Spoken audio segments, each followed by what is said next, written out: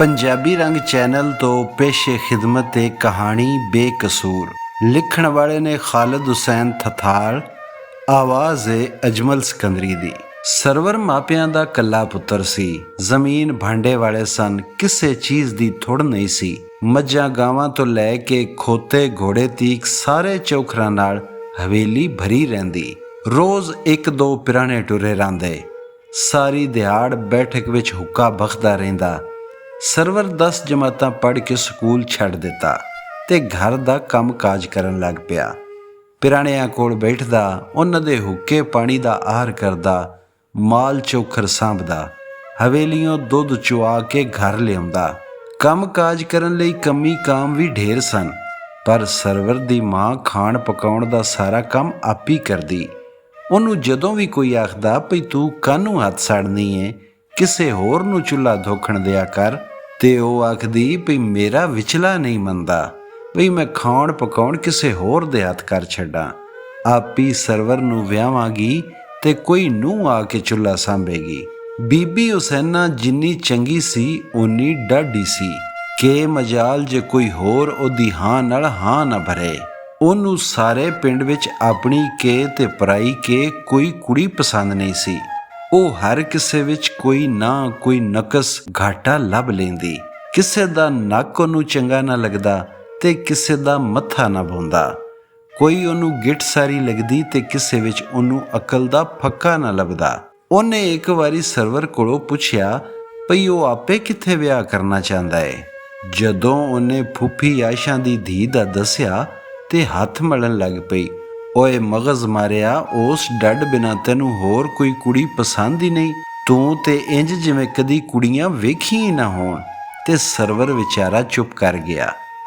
ਅਖੀਰੀ ਬੀਬੀ ਹੁਸੈਨਾ ਦੀ ਭੈਣ ਨੇ ਆਪਣੇ ਸਹੁਰੇ ਪਿੰਡ ਇੱਕ ਕੁੜੀ ਦੀ ਦੱਸ ਪਾਈ।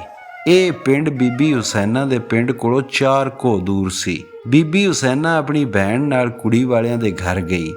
ਬੀਬੀ ਹੁਸੈਨਾ ਨੇ ਜੀਰਾਂ ਨੂੰ ਵੇਖਿਆ ਤੇ ਨਾਲ ਹੀ ਪੱਠੇ ਸੱਟ ਬੈਠੀ ਤੇ ਉਹਨੇ ਆਪਣੇ ਹੀ ਦਿਲ ਵਿੱਚ ਮਿੱਥ ਲਿਆ ਭਈ ਸਰਵਰ ਦਾ ਵਿਆਹ ਜੀਰਾਂ ਨਾਲ ਕਰਨਾ ਹੈ। ਜੀਰਾਂ ਦੇ ਮਾਪੇ ਘਰ ਬੂਏ ਤੋਂ ਅੱਗੇ ਹੀ ਵਾਕਫ ਸਨ ਤੇ ਉਹਨਾਂ ਨੇ ਮੁੰਡੇ ਨੂੰ ਵੀ ਵੇਖਿਆ ਹੋਇਆ ਸੀ।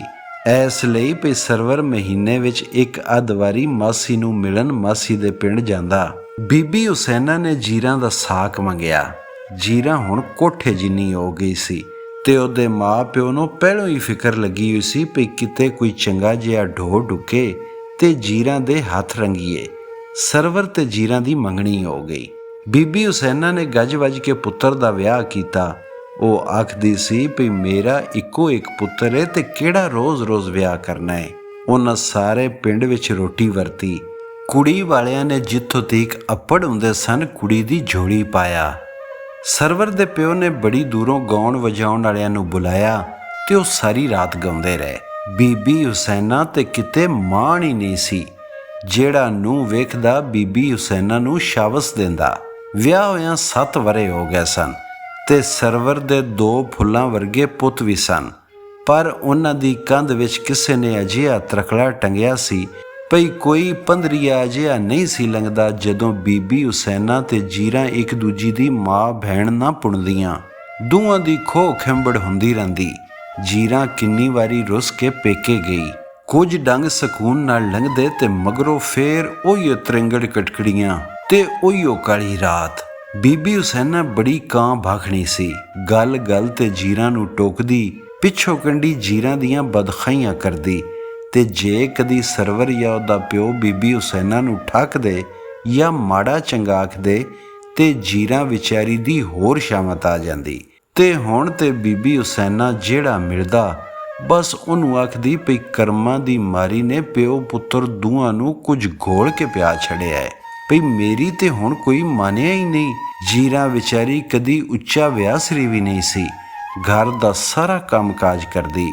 ਅਗਲੇ ਦਿਹਾੜੇ ਫੇਰ ਦੋਵੇਂ ਨੂੰਹ ਸੱਸ ਆਪੇ ਵਿੱਚ ਖੰਬੜ ਪਈਆਂ। ਬੀਬੀ ਹੁਸੈਨਾ ਦੇ ਹੱਥ ਵਿੱਚ ਖੁਰਪਾ ਸੀ। ਉਹਨੇ ਉਹਨੂੰ ਜੀਰਾਂ ਵੱਲ ਚਸਟਿਆ, ਸਿੱਧਾ ਜੀਰਾਂ ਦੇ ਸਿਰ ਤੇ ਜਾ ਲੱਗਾ। ਉਹ ਵਿਚਾਰੀ ਕਿੰਨਾ ਚਿਰ ਸਿਰ ਫੜ ਕੇ ਬੈਠੀ ਰਹੀ। ਸਰਵਰ ਤੇ ਉਹਦਾ ਪਿਓ ਦੋਵੇਂ ਬਾਹਰ ਗਏ ਹੋਏ ਸਨ। ਨਿਮਾਸ਼ੀ ਘਰ ਪਰਤੇ ਤੇ ਬੀਬੀ ਹੁਸੈਨਾ ਆਪੇ ਚੁੱਲ੍ਹੇ ਅੱਗੇ ਬੈਠੀ ਹੋਈ ਸੀ। ਜੀਰਾਂ ਦਾ ਪੁੱਛਿਆ ਤੇ ਆਖਣ ਲੱਗੀ ਭਈ ਪਤਾ ਨਹੀਂ ਸਵੇਰ ਦੀ ਕਿੱਥੇ ਮਰ ਗਈ ਏ, ਪਰਤੀ ਹੀ ਨਹੀਂ। ਹੁਣ ਤੇ ਜੀਰਾਂ ਦੇ ਮਾਂ-ਪਿਓ ਆਖਦੇ ਸਨ ਭਈ ਜਾਂ ਤੀਕਰ ਇਹਨਾਂ ਨੂੰ ਵੱਖ ਨਾ ਕਰੋ ਤਾਂ ਤੀਕਰ ਜੀਰਾਂ ਨੂੰ ਨਹੀਂ ਟੋਰਨਾ, ਤਾਂ ਜੇ ਰੋਜ਼ ਦਿਹਾੜ ਦੀ ਚਖ ਮੁੱਕ ਜਾਵੇ। ਸ਼ਰਫਦੀਨ ਆਖਦਾ ਸੀ ਭਈ ਸਾਡਾ ਇੱਕੋ ਪੁੱਤਰ ਏ ਤੇ ਅਸੀਂ ਕਿਵੇਂ ਇਹਨੂੰ ਵੱਖ ਕਰੀਏ।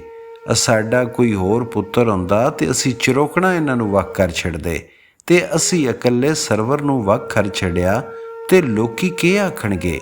ਹਾਂ ਨਾ ਕਰਦਿਆਂ ਦਿਹਾੜੇ ਪੁੰਦੇ ਗਏ। ਜੀਰਾਂ ਆਪੀ ਪੇਕੇ ਬੈਠੀ ਹੋਈ ਸੀ ਤੇ ਨਿੱਕੇ ਨਿੱਕੇ ਬਾਲ ਪਿੱਛੇ ਬੈਠੇ ਹੋਏ ਸਨ। ਬਾਲਾਂ ਬਿਨਾਂ ਜੀਰਾਂ ਦਾ ਜੀ ਹੁਸੜ ਗਿਆ। ਵਿਚਾਰੀ ਕਿਵੇਂ ਭੁੱਲਦੀ, ਨਿੱਕੇ ਨਿੱਕੇ ਸਨ ਤੇ ਛੱਡ ਕੇ ਆਈ। ਵਿਚਾਰੀ ਨੂੰ ਸੁੱਤੇ ਪਿਆ ਨੀਂਦਰ ਨਾ ਆਉਂਦੀ। ਹਰ ਵੇਲੇ ਉਹ ਸੋਚਦੀ ਰਹਿੰਦੀ ਭਈ ਪਤਾ ਨਹੀਂ ਕੀ ਕਰਦੇ ਹੋਣਗੇ। ਵੇਲੇ ਦੇ ਵੇਲੇ ਕੁਝ ਖਾਣ ਨੂੰ ਲੱਭਦਾ ਵੀ ਹੈ ਨੇ ਕਿ ਨਹੀਂ। ਕਿੰਨੀ ਵਾਰੀ ਜੀਰਾਂ ਦਾ ਪਿਓ ਬਾਲਾਂ ਨੂੰ ਲੈਣ ਆਇਆ ਭਈ ਕੁਝ ਦਿਹਾੜੇ ਮਾਂ ਕੋਲ ਰੱਖ ਕੇ ਫੇਰ ਪਿੱਛਾ ਛੱਡ ਜਾਵਾਂਗੇ, ਪਰ ਬੀਬੀ ਹੁਸੈਨਾ ਤੇ ਇਸ ਰਾਹ ਹੀ ਨਹੀਂ ਸੀ ਜਾਂਦੀ। ਉਹ ਆਖਦੀ ਭਈ ਮਾਂ ਕੋਲ ਗਏ ਤੇ ਮਾਂ ਵਾਂਗੂ ਹੋ ਜਾਣਗੇ। ਉਹਨਾਂ ਨੂੰ ਕਦੀ ਭੁੱਲ ਕੇ ਵੀ ਮਾਂ ਯਾਦ ਨਹੀਂ ਸੀ ਆਈ। ਵਿਚਾਰੇ 2-4 ਦਿਹਾੜੇ ਫੁਸਰ ਕਰਦੇ ਰਹੇ, ਪਰ ਹੁਣ ਤੇ ਉਹਨਾਂ ਨੂੰ ਪਤਾ ਹੀ ਨਹੀਂ ਸੀ ਭਈ ਉਹਨਾਂ ਦੀ ਕੋਈ ਹੋਰ ਮਾਂ ਵੀ ਹੈ। ਉਹ ਦਾਦੀ ਨੂੰ ਹੀ ਮਾਂ ਆਖਦੇ। ਦਾਦੀ ਹਰ ਵੇਲੇ ਉਹਨਾਂ ਨੂੰ ਇਹੋ ਸਿਖਾਉਂਦੀ ਭਈ ਤੁਹਾਡੀ ਮਾਂ ਬੜੀ ਜ਼ਾਲਮ ਏ, ਤੁਸੀਂ ਨਿੱਕੇ ਨਿੱਕੇ ਸੌ ਤੇ ਤੁਹਾਨੂੰ ਛੱਡ ਕੇ ਟੁਰ ਗਈ। ਮਾਵਾਂ ਇਸ ਤਰ੍ਹਾਂ ਦੀਆਂ ਹੁੰਦੀਆਂ ਨੇ, ਚੁੜੇਲਾਂ। ਤੇ ਉਹ ਵਿਚਾਰੇ ਜਿਵੇਂ ਦਾਦੀ ਆਖਦੀ ਉਂਝ ਕਰਦੇ। ਜੇ ਉਹਨਾਂ ਕੋਲੋਂ ਪੁੱਛਦੀ ਭਈ ਮਾਂ ਕੋਲ ਜਾਣਾ ਏ ਤੇ ਉਹ ਆਖਦੇ ਨਹੀਂ, ਅਸੀਂ ਨਹੀਂ ਜਾਣਾ, ਉਹ ਮਰਦੀ ਏ। ਉਹਦੇ ਨੇੜੇ ਉੱਕੋ ਨਾ ਜਾਇਆ ਜੇ, ਥਾਂ ਮਾਰ ਛੱਡੇਗੀ ਜੇ। ਵਿਚਾਰੇ ਇਹ ਸਬਕ ਦਾਦੀ ਕੋਲੋਂ ਸਿੱਖਦੇ ਰਹਿੰਦੇ। ਹੁਣ ਤੇ ਉਹ ਸਕੂਲ ਜਾਣ ਲੱਗ ਪਏ ਸਨ। ਵੱਡਾ ਪਹਿਲੀ ਜਮਾਤ ਵਿੱਚ ਪਿਆ ਸੀ ਤੇ ਨਿੱਕਾ ਐਵੇਂ ਨਾਲ ਉਹਦੀ ਤਖਤੀ ਚੁੱਕ ਕੇ ਟੁਰ ਪੈਂਦਾ। ਸਕੂਲ ਨਾਲ ਦੇ ਪਿੰਡ ਸੀ, ਚੰਗਾ ਭਲਾ ਪਿੰਡਾ ਸੀ। ਉਹਨੂੰ ਪਿਓ ਨੇ ਕਿੰਨੀ ਵਾਰੀ ਆਖਿਆ ਭਈ ਤੂੰ ਅਜੇ ਨਾ ਜਾਇਆ ਕਰ, ਥੱਕ ਜਾਣਾ ਏ ਤੇ ਨਾਲੇ ਐਵੇਂ ਸਾਰੀ ਦਿਹਾੜ ਭੁੱਖਾ ਪਿਆ ਸੁੱਕਣਾ ਏ। ਪਰ ਉਹ ਨਾ ਮੁੜਦਾ, ਆਪਣੀ ਮਰਜ਼ੀ ਕਰਦਾ। ਜੀਰਾਂ ਵਿਚਾਰੀ ਦਾ ਮਰਨ ਜੀਵਨ ਇੱਕੋ ਜਿਹਾ ਹੋ ਗਿਆ। ਉਹਦਾ ਕਿੰਨਾ ਜੀ ਕਰਦਾ ਭਈ ਉਹ ਦੌੜ ਕੇ ਆਪਣੇ ਬਾਲਾਂ ਤੇ ਘਰ ਵਾਲੇ ਕੋਲ ਟੁਰ ਜਾਏ, ਪਰ ਮਾਂ ਪਿਓ ਦੀ ਮਰਜ਼ੀ ਤੋਂ ਬਿਨਾਂ ਉਹ ਕਿਵੇਂ ਕਰਦੀ। ਹੁਣ ਤੇ ਉਹਦੀ ਤਲਾਕ ਦੀਆਂ ਗੱਲਾਂ ਆਉਣ ਲੱਗ ਪਈਆਂ। ਜੀਰਾਂ ਜਦੋਂ ਇਹ ਗੱਲ ਸੁਣਦੀ ਤੇ ਕਲਪਣ ਲੱਗ ਪੈਂਦੀ।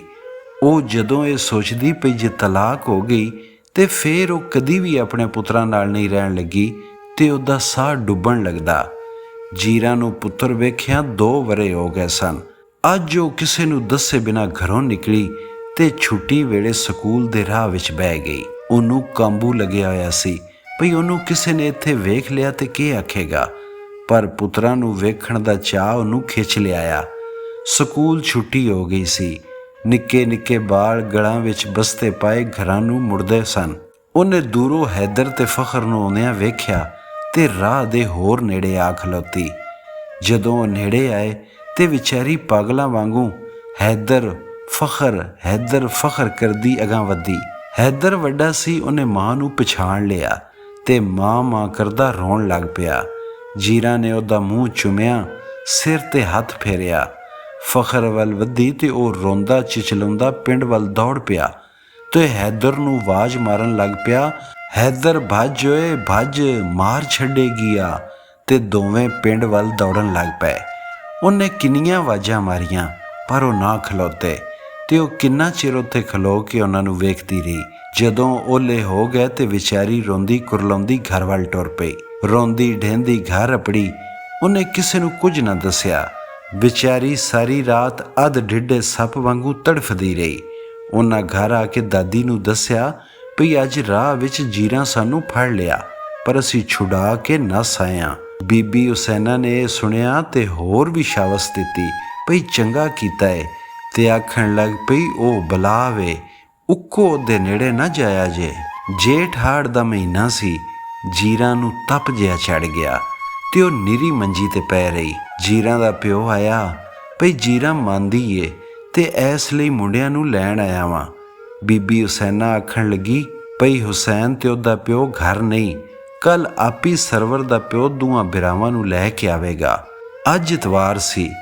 ਦੋਵੇਂ ਬਿਰਾ ਸਵੇਰੇ ਜਾਗੇ।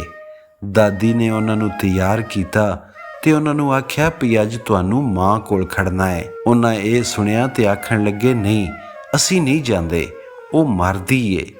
ਦਾਦੇ ਨੇ ਇਹ ਸੁਣਿਆ ਤੇ ਆਖਣ ਲੱਗਾ, ਨਹੀਂ ਮਰਦੀ, ਮੈਂ ਜੇ ਤੁਹਾਡੇ ਨਾਲ ਆ ਤੇ ਨਾਲੇ ਪੁੱਤਰ ਮਾਵਾਂ ਤੇ ਨਹੀਂ ਨਾ ਮਾਰਦੀਆਂ। ਸ਼ਰਫਦੀਨ ਘੋੜੀ ਉੱਤੇ ਬੈਠਿਆ, ਇੱਕ ਨੂੰ ਅੱਗੇ ਤੇ ਇੱਕ ਨੂੰ ਪਿੱਛੇ ਬਿਠਾ ਲਿਆ ਤੇ ਦਾਦਾ ਪੋਤਰੇ ਟੁਰ ਪਏ।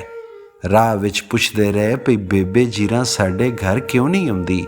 ਕਿੰਨੀ ਵਾਰੀ ਉਹਨਾਂ ਪੁੱਛਿਆ ਭਈ ਬਾਬਾ ਬੇਬੇ ਜੀਰਾਂ ਸਾਨੂੰ ਮਾਰਨ ਤੇ ਨਹੀਂ ਲੱਗੀ। ਦਾਦਾ ਉਹਨਾਂ ਦੀਆਂ ਗੱਲਾਂ ਸੁਣਦਾ ਤੇ ਜਵਾਬ ਦਿੰਦਾ ਗਿਆ। ਦੁਪਹਿਰ ਬਖਦੀ ਨੂੰ ਪਿੰਡ ਦੇ ਨੇੜੇ ਅੱਪੜ ਗਏ। ਪਿੰਡ ਦੇ ਨੇੜੇ ਅੱਪੜੇ ਤੇ ਅੱਗੋਂ ਕੁਰਲਾਟ ਪਿਆ ਹੋਇਆ ਸੀ। ਸ਼ਰਫਦੀਨ ਦੇ ਕੰਨੀ ਇਹ ਰੋਣ ਦੀ ਆਵਾਜ਼ ਪਈ ਤੇ ਘੋੜੀ ਤੋਂ ਹੇਠਾਂ ਢਲ ਕੇ ਟੁਰਨ ਲੱਗ ਪਿਆ।